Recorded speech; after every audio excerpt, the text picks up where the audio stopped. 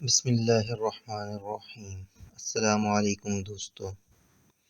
آج ہم آپ کو اشتیاق احمد صاحب کی کتاب زمین پر پہلا قدم، جو کہ قصہ سیدنا آدم علیہ السلام سے ماخوذ ہے، پڑھ کر سنائیں گے۔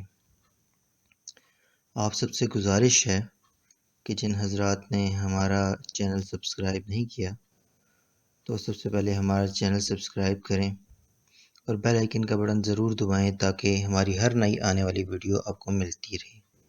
تو چلیں شروع کرتے ہیں۔ السلام علیکم۔ حسن کس سوچ میں ہو؟ تمہیں میرے آنے کا پتہ تک نہیں چلا؟ سعد نے حیران ہو کر کہا۔ اس نے آج تک حسن کو اس قدر گہری سوچ میں نہیں دیکھا تھا۔ حسن اس وقت اپنے گھر کے باغیچے میں بیٹھا تھا۔ شام کا وقت تھا، درختوں اور پودوں پر پرندے چہک رہے تھے اور سورج لمحہ بلمحہ نیچے کی طرف جا رہا تھا۔ اس کی کرنیں درختوں کے اوپر والے حصوں پر پھیل رہی تھیں۔ حسن نے چونک کر سر اوپر اٹھایا۔ سعد بالکل اس کے نزدیک کھڑا تھا۔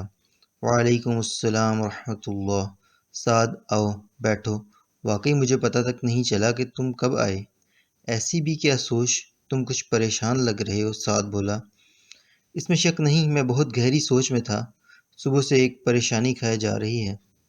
آخر کیا بات ہے؟ سعد نے استفسار کیا۔ رات میں عشاء کی نماز پڑھ کر جلدی سو گیا۔ سوتے وقت یہ نیت تھی کہ صبح جلدی اٹھ کر نماز فجر باجماعت ادا کروں گا۔ اللہ کا کرم ہوا کہ عین اذان فجر کے وقت آنکھ کھل گئی۔ مؤذن کہہ رہا تھا، الصلاۃ خیر من النوم، نماز نیند سے بہتر ہے۔ میں نے یہ سوچ کر کروٹ لی کہ ابھی تھوڑی دیر میں اٹھتا ہوں، اور جب آنکھ کھلی تو سورج کی کرنوں سے کمرہ روشن تھا۔ نماز کے کھو جانے کا دکھ پریشان کیے ہوئے ہے۔ میں صبح سے ہی اس بات پر سوچ رہا ہوں کہ آخر کیا وجہ ہوئی کہ اذان کا وقت آنکھ کھلتے ہی میں نے بستر کیوں نہ چھوڑا۔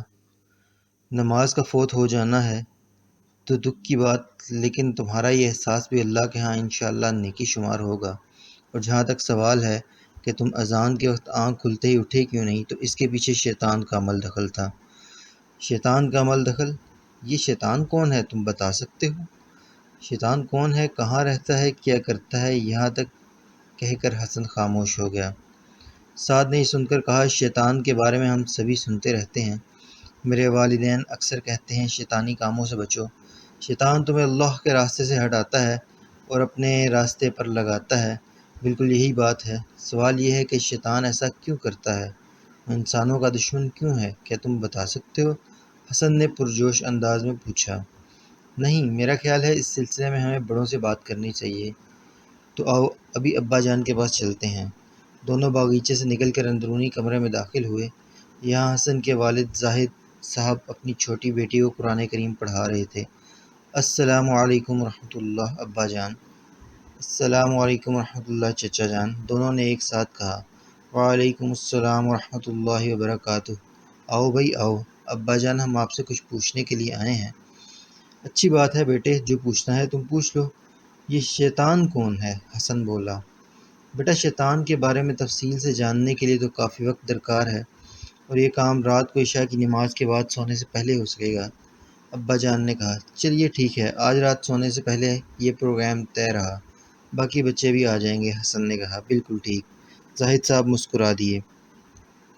عشاء کی نماز سے فارغ ہو کر سب بچے زاہد صاحب کے گرد جمع ہو گئے۔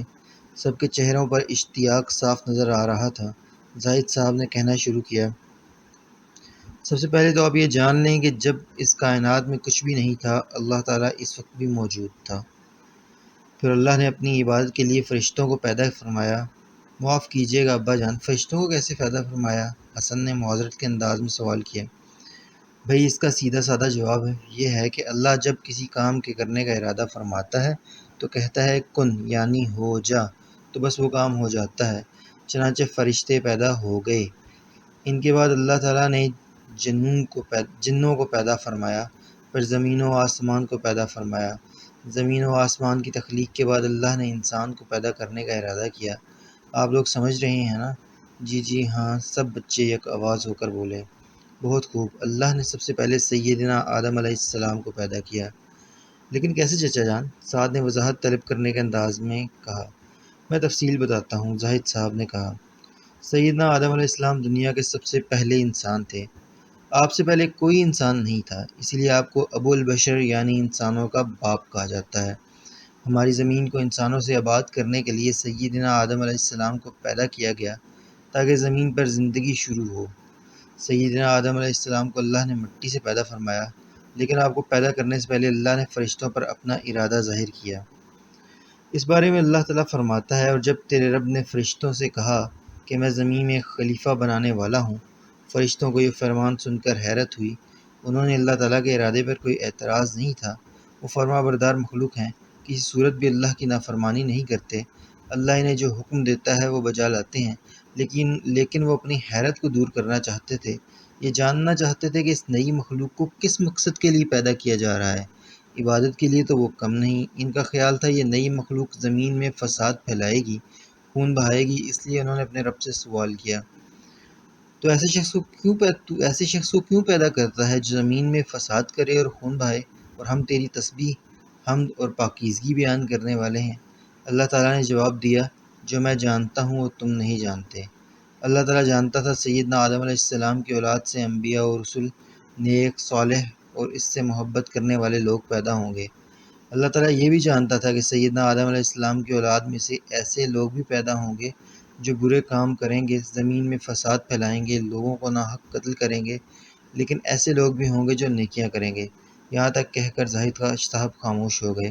حسن نے بے تابانہ انداز میں پوچھا، آپ نے اب تک یہ نہیں بتایا کہ اللہ تعالیٰ نے سیدنا آدم علیہ السلام کو کس طرح پیدا فرمایا؟ اب میں اسی طرف آ رہا ہوں۔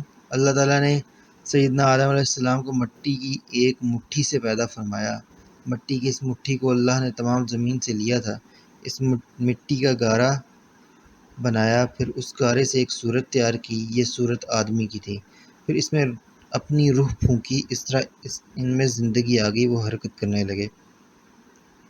مٹی کی اس مٹھی میں چونکہ زمین کی تمام اقسام کی مٹی شامل تھی، اس لیے دنیا میں جتنے لوگ پیدا ہوئے یا ہوں گے سب مختلف رنگوں اور مختلف مزاجوں کے ہیں۔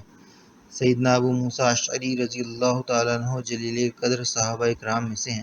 وہ بیان کرتے ہیں، نبی اکرم صلی اللہ علیہ وسلم نے فرمایا، اللہ تعالیٰ نے سیدنا آدم علیہ السلام کو ایسی مٹی کی مٹھی سے پیدا فرمایا جس کو تمام زمین سے لیا گیا تھا۔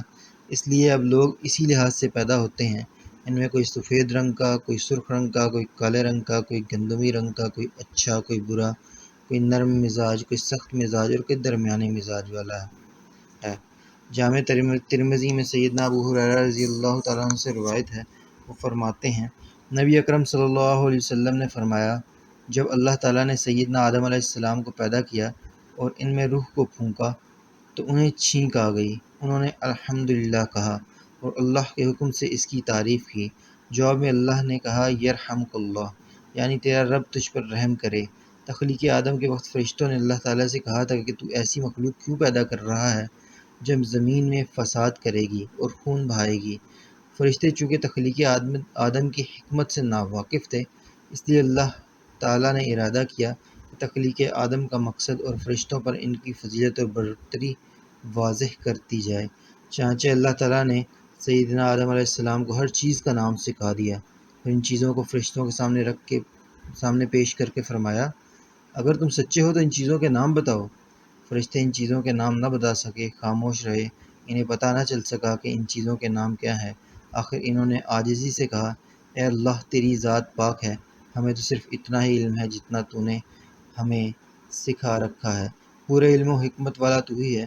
اللہ نے سب فرشتوں کو حکم دیا، آدم کو سجدہ کرو۔ قرآن کریم میں یہ ذکر ان الفاظ میں آیا ہے، اور جب ہم نے فرشتوں سے کہا کہ آدم کو سجدہ کرو تو ابلیس کے سوا سب نے سجدہ کیا، اس نے انکار کیا اور تکبر کیا اور وہ کافروں میں سے ہو گیا۔ فرشتے اللہ کا حکم بجا لائے، سیدنا آدم علیہ السلام کو سجدہ کیا۔ یہ سجدہ دراصل تعظیم کے لیے تھا، اور اس کا حکم بھی انہیں خود اللہ ہی نے دیا تھا۔ عبادت والا سجدہ نہیں تھا، عبادت والا سجدہ صرف اللہ ہی کے لیے ہے، کسی اور کے لیے نہیں ہو سکتا۔ اس موقع پر فرشتوں نے سیدنا آدم علیہ السلام کی شان کو جان لیا، لیکن ابلیس یعنی شیطان نے سجدہ کرنے سے انکار کر دیا۔